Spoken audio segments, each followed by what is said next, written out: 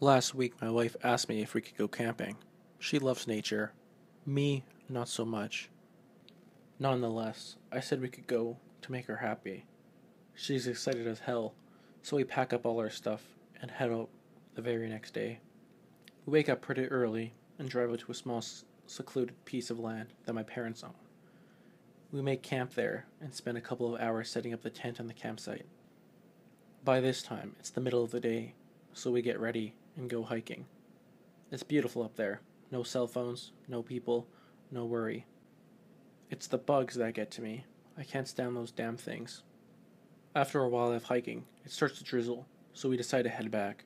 We get back to the campsite just as it's getting dark. We make a fire, eat, roast marshmallows, and tell scary stories. But eventually, my wife starts to get a little tired, so we decide to go to sleep.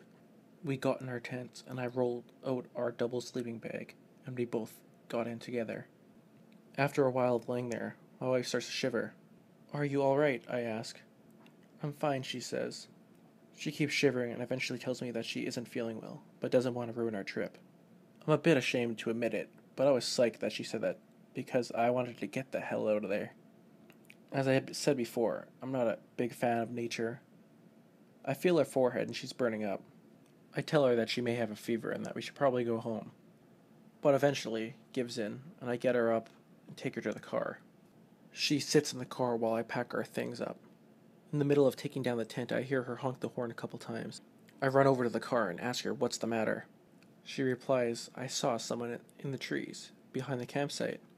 I wasn't sure if it was a person, but as soon as I saw them move, I was sure it was someone, so I honked the horn, she says, looking to me, while she was pale and panicked. I can tell she's upset, but I don't really believe her, so I tell her just to relax and that I'm almost done packing. I go back over to the campsite and start gathering our things, outside the tent. I step back into the tent to roll up the sleeping bag, and suddenly I hear my wife yelling my name. It sounds like it came from the woods. What is she doing out there?" I say to myself. "Help, Jack, my leg is bleeding."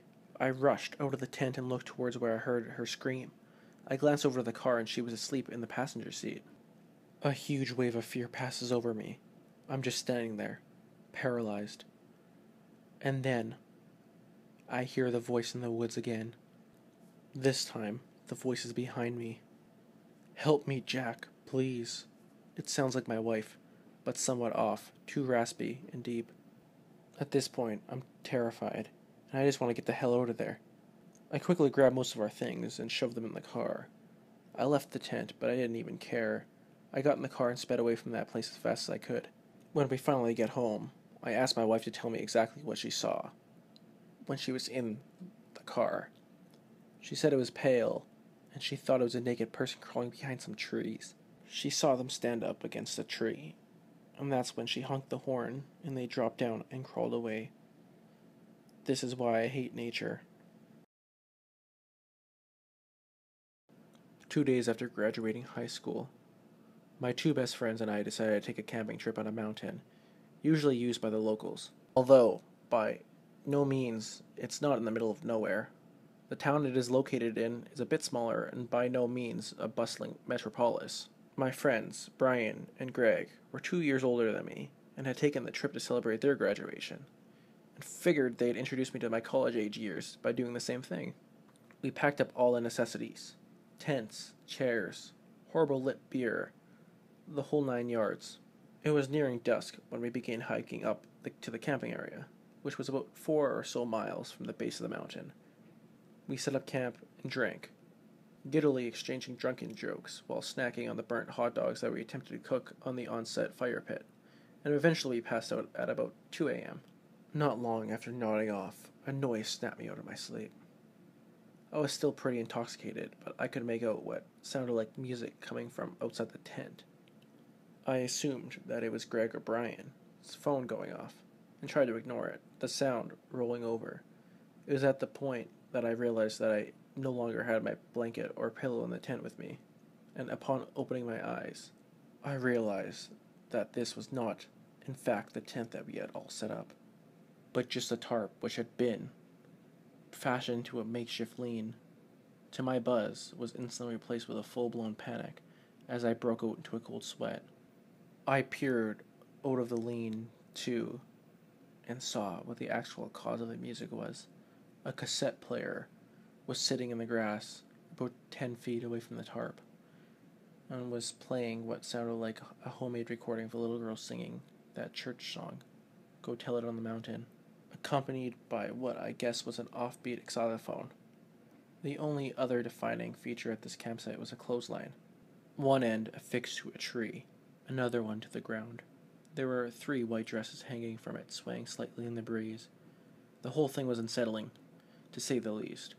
I was still trying to make sense of what was going on when I heard walking in the forest about 50 yards away.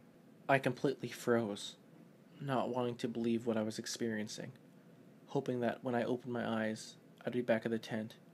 No such luck. The rustling slowly got closer and closer. The tape abruptly clicked as it came to an end, and the rustling became what sounded like a full-blown sprint. I tore off down the mountain, stumbling a few times and ripping open my knee on the gravelly trail. I didn't even realize or feel the pain until the next day. I was so full of adrenaline. I don't know how I managed to make it back off the base of the mountain where we had parked. I locked myself in my car and waited until morning. I guess I managed to fall back asleep because I was awoken to Greg tapping on the driver's side window. He and Brian gave me some shit about how I was such a pussy for not being able to stick it out the whole night on the mountain. I let them rag on me because I figured it would be much easier than trying to explain the truth to them. And I didn't quite want to revisit it myself. It wasn't till a couple of weeks later that I dared to ask a question that had been nagging me. I couldn't help but wonder how they figured out that I'd gone back to my car. I asked Brian when we were hanging out playing video games a couple nights later, and he told me that they'd got my note, and that just assumed that I'd gotten scared and went back to my car. I asked him what note he was referring to, as I definitely had no recollection of leaving one. He swore I did, and claimed that he still had it in his camping bag. After rummaging around a few minutes, he produced a scrap of paper that simply said "out walking." I slowly nodded and said that I guess I must have wrote it in my sleep. He laughed as he crumpled it up and tossed it towards the garbage can. It's been 3 years since that night, and I can't explain the events of that camping trip, but I do know one thing. That note wasn't in my handwriting.